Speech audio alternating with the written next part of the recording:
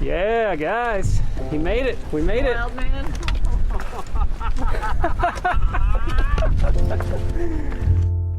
I'm Matt Podolsky, trail name Birdman, and you just heard some audio from my 2022 thru hike of the Appalachian Trail. Yeah! Let's go! Woo! Proud of you. After 6 months and 2,200 miles of hiking, I stood on the summit of Katahdin with a few close friends. One of these friends was Chop Chop, a member of my trail family who I'd been hiking with for almost 500 miles. Yeah, that finish was just a mission accomplished to me. You know, that trail was everything I wanted it to be, and everything I needed in my life.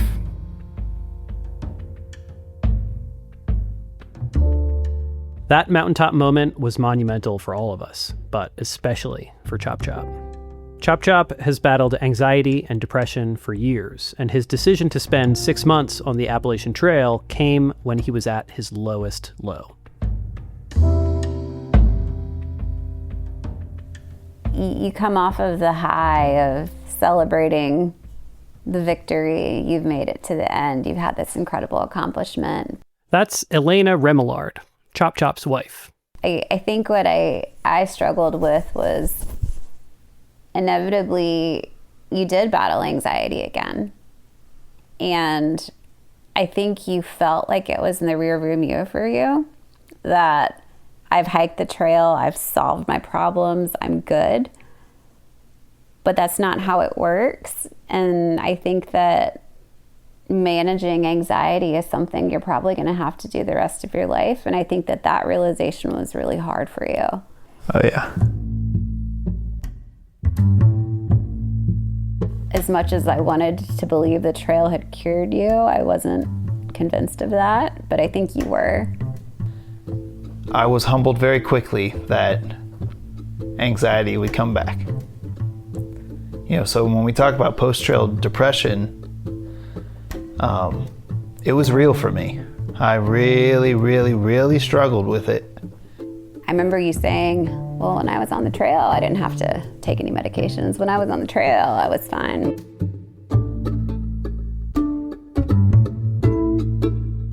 For Chop Chop, thru hiking the Appalachian Trail was a strategy for treating anxiety and depression.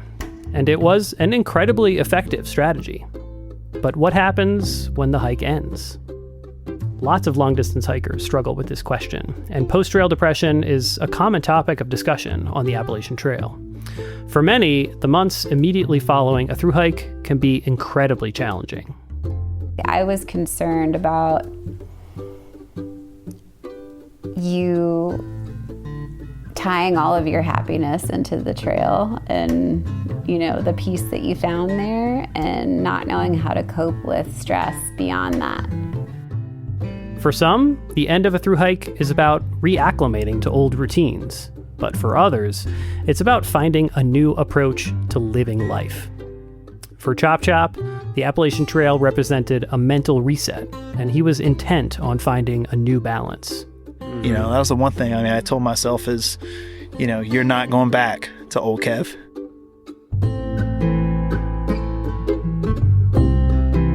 This is Common Land, and in this episode, we explore what happens when a thru hike ends and how people are using the Appalachian Trail to treat mental illness.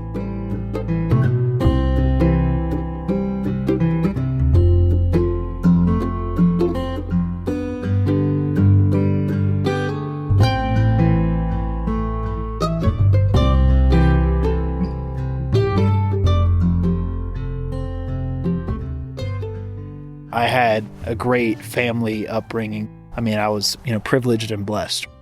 Chop Chop, who goes by Kevin Remillard back in the real world, had a pretty typical childhood. College went great. I was the president of my fraternity that we started, got a job right out of college. But everything was going well. Then 4 or 5 years later, I just really noticed this burnout. That's when I first noticed anxiety, was worrying about what's next and worrying about being stuck. burnout led to anxiety and depression about, I was always worried about, am I ever going to find my path? Am I ever going to get back to normal? My mental health diagnosis was bipolar depression. I would have like kind of highs of like, hey, I've got it. I'm happy. I'm doing well. And, those were somewhat manic at times. Like, I look back on it, and then what goes up must come down, right? So I was, I'd then fall into depressive lows, and the anxiety of just like the normal day-to-day grind just really made life hard. Like I was so tired, but then the anxiety at night kept me up. On paper, life looked good, but I had lost all confidence. I second-guessed every decision. And then I think the worst part for me is I just had no energy. My energy level was so low, and I was in a dark place in my head. I felt like we were throwing darts, from a medication standpoint. Lot of medication thrown at it. And those medications had side effects for me. I think at one point I was on 6 to 7 meds, from controlling depression to controlling anxiety to managing ADHD. And I just felt like a zombie. Like I just never felt normal. And I yearned for normalcy.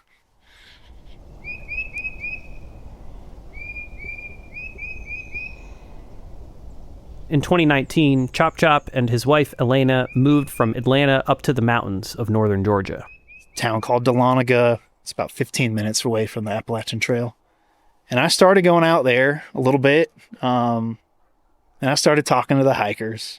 But like going out there and walking some of it was, it was a great experience for me. And it was a release. Just kind of started dreaming about it, right? Like, I have a wife and I have a house and I've got this full-time job that I'm really successful at and I make really good money and like, I could never leave, right?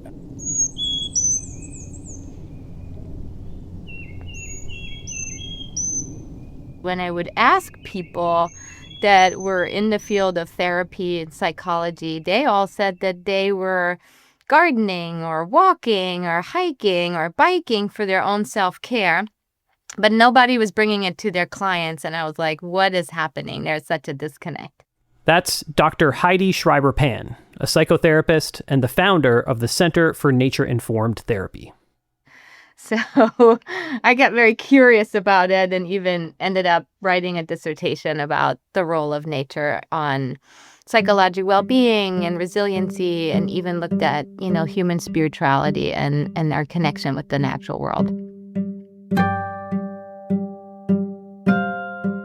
So what we usually do as nature-informed therapists is we do what we call an ecological identity assessment to find out, what is your connection to nature? What was it when you were a child? Everyone, I will say, has a different starting point. And part of our work, right, as nature-informed therapists is teasing that out, figuring out, what is that place for you? For some people, it's, the ocean and sitting at the, by the beach. And for some people, it is hiking the mountains.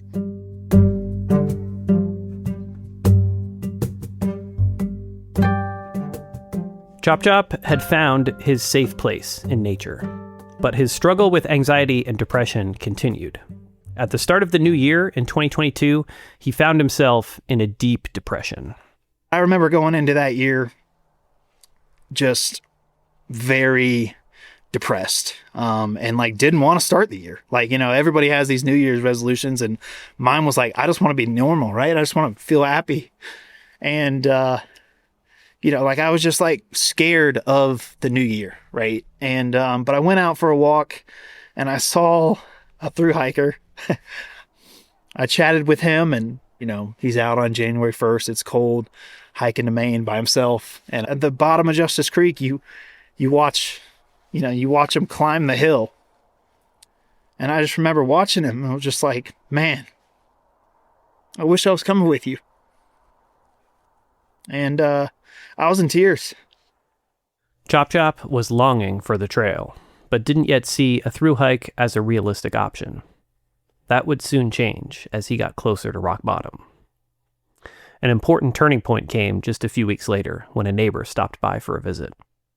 She came over and saw me and she said, "How you doing?" And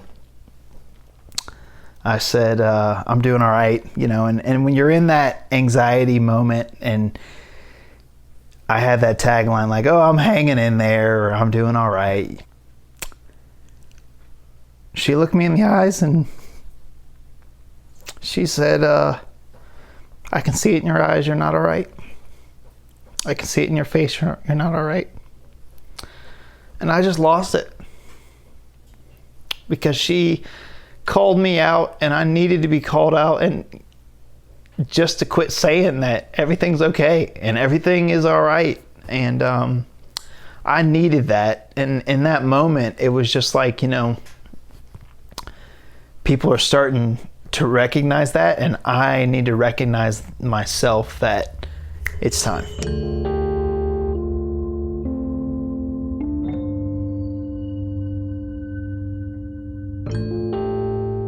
Something that had once seemed out of reach and unrealistic now felt, to Chop Chop, like the best remaining option. He called up his close friend, Mayo, a fellow long-distance hiker who had section hiked the Appalachian Trail.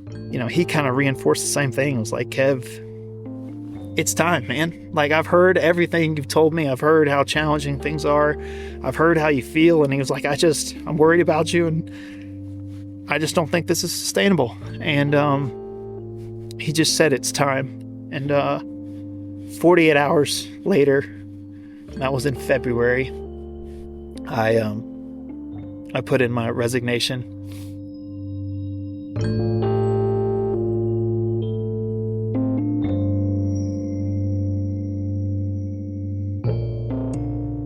I asked Dr. Schreiber-Pan if she would ever recommend that a patient do something as extreme as a thru hike of the Appalachian Trail. Well, I would think that, again, it, really depends on the person, but we can't underestimate the power of community, though, right? There is community on the AT, on the thru hike. And even if it's just, meeting up with people when we get to the shelters, right? Or having a micro interaction on the trail, it's the sense of belonging to something bigger.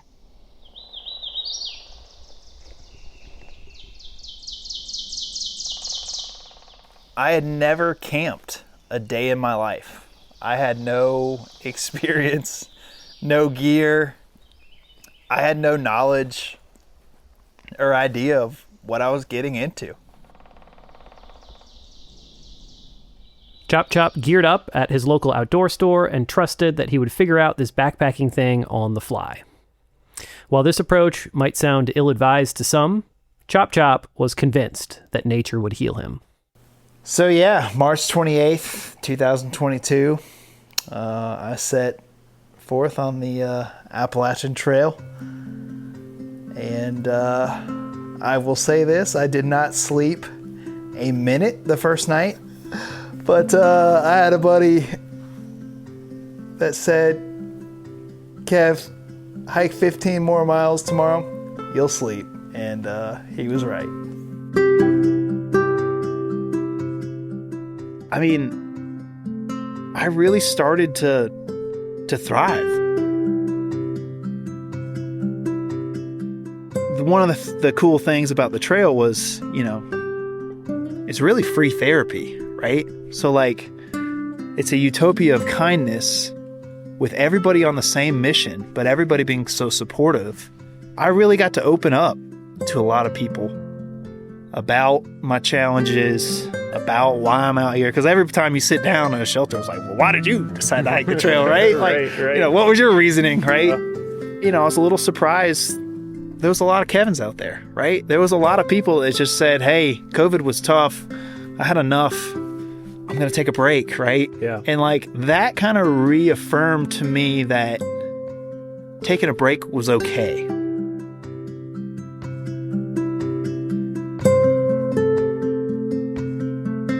We'll be back with more about mental health and the Appalachian Trail after a short break.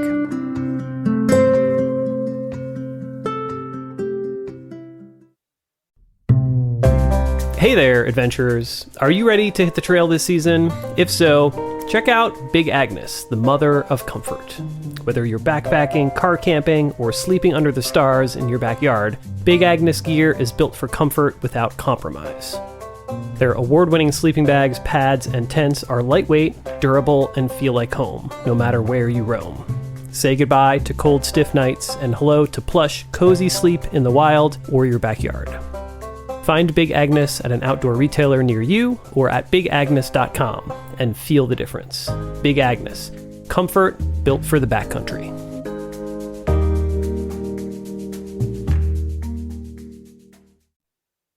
We're back. You're listening to Common Land, a podcast about the Appalachian Trail, and in this episode, we're exploring the connections between mental health and long-distance hiking. Here's Chop Chop again. And another challenge through my journey with mental health was infertility. The environment that I was in, I didn't feel that we could conceive. And I felt like I was letting her down, which ate at my core. I think you needed to quit your job and go hike for 6 months for that to happen. Again, that's Elena Remillard, Chop Chop's wife. I really do. I mean, after trying for several years unsuccessfully, miscarriages, stress, just the pressure, I think it just needed to happen in a tent in the Shenandoahs.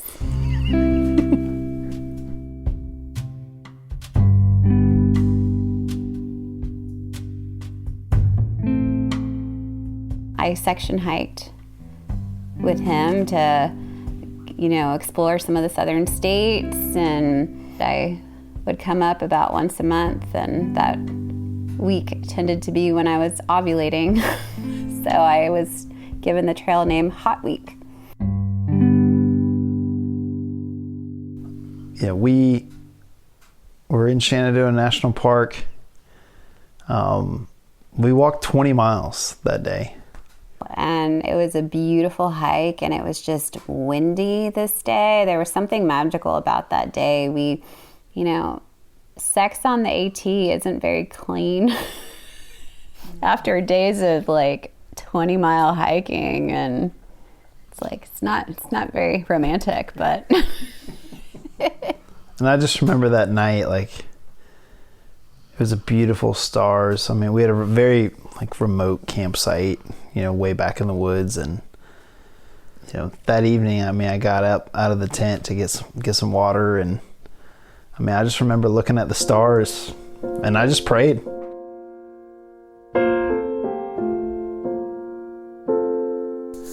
I don't know, it was a special evening. You left and went home, and a few weeks later, you called me and you said, I think, and then I knew exactly what you were going to say. She said, I think we made a trail baby.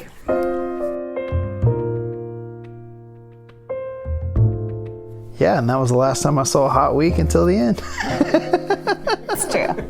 Didn't come back.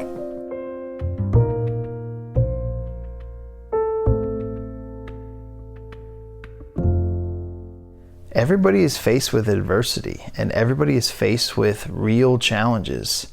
And there is good anxiety. Water, those times on the trail that in New York where there was no water, everything was dry. That was a real problem, and that's a good reason to have anxiety, is hey, I really need to figure out the solution here. But a lot of stuff that I think myself and others that have anxiety, they get caught up in what I would call unproductive anxiety. Thanks, sir. You guys getting enough water? I'm all watered up. What about you guys? Yeah. In December of 2025, I joined Chop Chop and his friend Mayo for a short hike on the Appalachian Trail in Georgia. Just a short drive from Chop Chop's house. It's going to be Right, look at that wind. Yeah, watch out for the widowmakers too. Yeah. There's gonna be some out there today. Yeah. The temperature was well below freezing, with wind gusts over 50 miles per hour. Ooh, those trees are moving.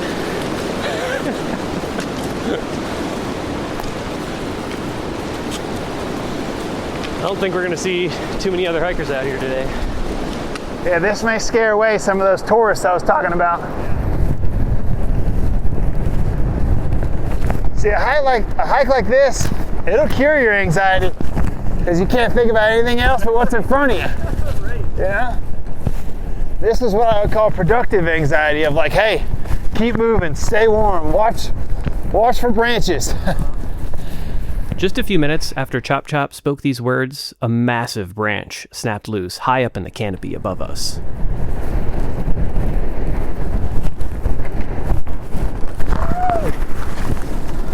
It came crashing down onto the trail just a few feet in front of Chop Chop. He jumped back just in time to avoid any contact, then looked back at me and said, Real problems. Then he climbed over the branch and kept hiking.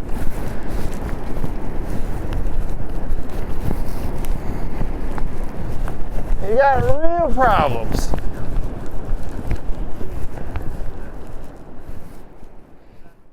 There is a lot of scholarship around this idea that whatever you call it, anxiety, mental health issues, is a normal reaction to an abnormal way of living.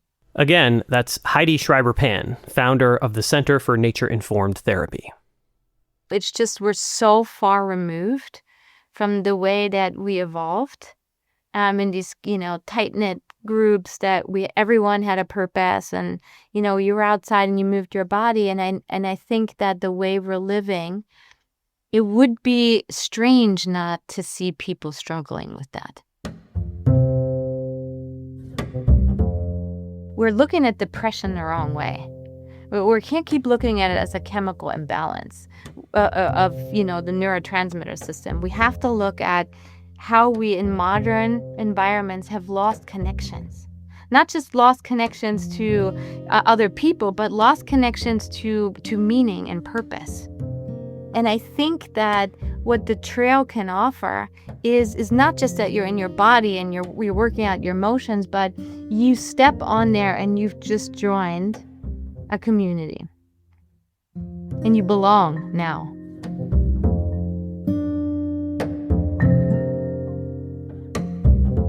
Just think about it, man, like how complicated we make things in life and how much technology we rely on. And you and I walked to Maine 2,200 miles with less than 30 pounds. Right. You can survive on less and you can have fun with less. But what happens when you reach the end of the trail? Do thru-hikers lose that sense of belonging when their journey comes to an end? I mean, I know because I was hiking with you, that as we got closer and closer to the end, you were thinking more and more about what comes next. I imagine you were feeling some anxiety during that period. Yeah, I was going to say that's the only kind of anxiety that I felt was that some people had their plan already mapped out. And keep in mind, I'm a planner. So that was, towards the end, it was, hey, you should be thinking about it, but it never kept me up at night. Right. Right. I mean, anxiety in past life, I couldn't sleep for days.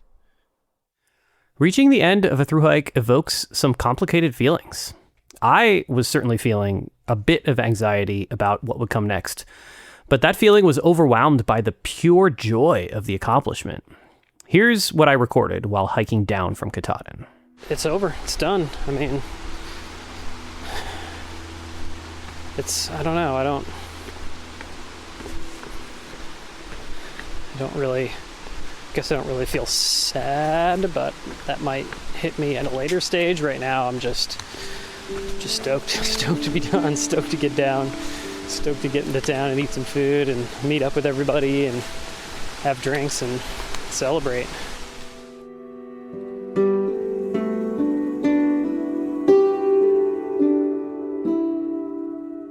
I did eventually feel some of that sadness. I think about the trail all the time and often find myself longing to go back. But my transition back into the real world was fairly smooth.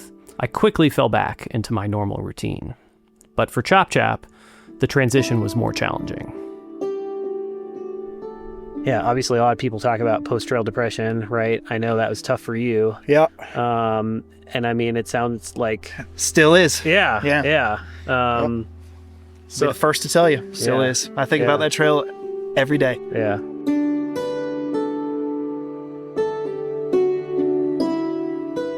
I went back into the real world, had a kid, and my life, if you compare the first 60 days of having a child versus, you know, the solitude on the trail, it's quite different. You know, they're both you know, it was a shock to the brain. And but I will say things have a way of working themselves out. Chop Chop's transition back into the real world was a challenge, and he continues to struggle with post-trail depression. But he is not the same person that he was before the hike. He has strategies to cope with anxiety and depression, and he has an amazing family and support system, which now includes his 3-year-old son, Walker.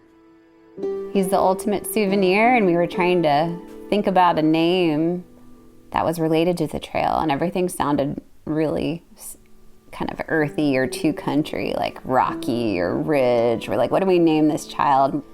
Every day I'd call Kevin when he was on the trail. I'm like, what are you doing? What are you doing today? Walking. I'm still walking. Very short, to the point answer. And Walker emerged. Yeah. I can just already see Walker in like a 3rd grade classroom, show and tell or bring your dad to work day. Just, my dad hiked the Appalachian Trail and I was made along the way. He's just gonna be so proud. Maybe he won't say that, but I know he's gonna be proud of you, and I'm hoping when he turns 18 or is out of school that he's not too cool to hike with his parents, because I'd love to try it too.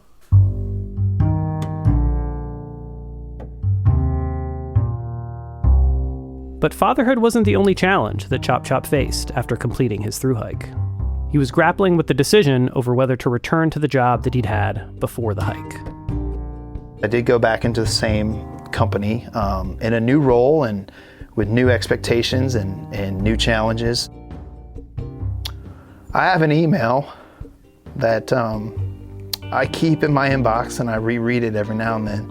And it just says, you know, congrats on overcoming adversity. It's okay to be vulnerable, and we're here to support you through it. Getting that email relieved a lot of anxiety. One of the things that the trail gave me back was confidence. I knew I had the confidence to go back and do things differently.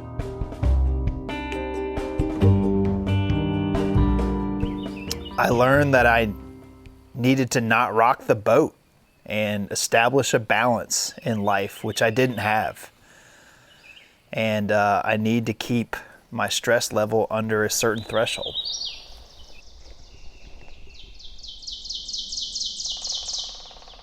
Keep in mind the hardest part of depression is putting on your shoes.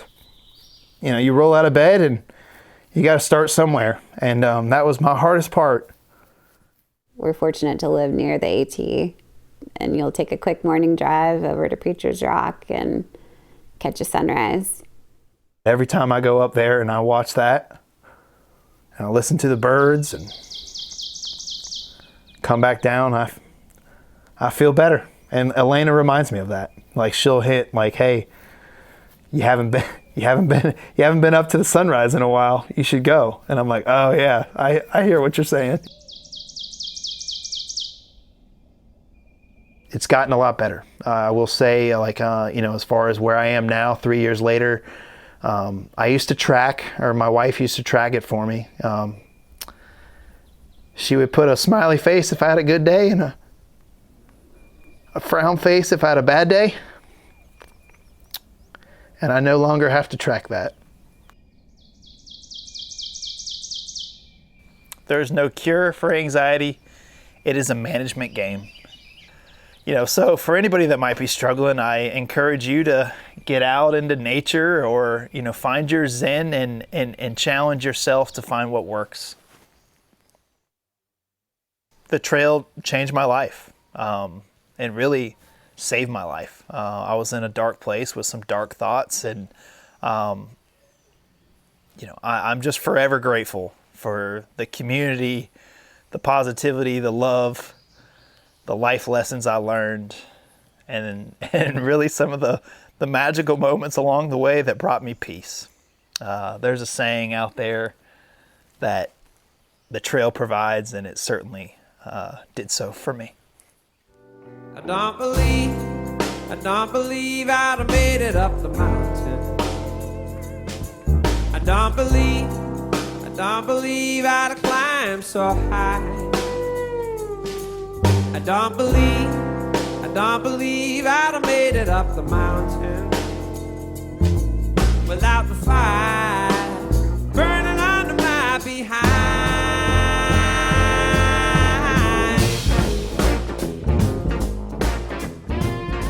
Special thanks to the Wood Brothers, Chop Chop's favorite band, for allowing us to play that song. Additional music in this episode comes from Blue Dot Sessions. Common Land is a production of the Wild Lens Collective and New Hampshire Public Radio. This episode was produced by me, your host, Matt Podolsky. Visit our website at commonlandpodcast.com to learn more about the show and to see a full list of credits.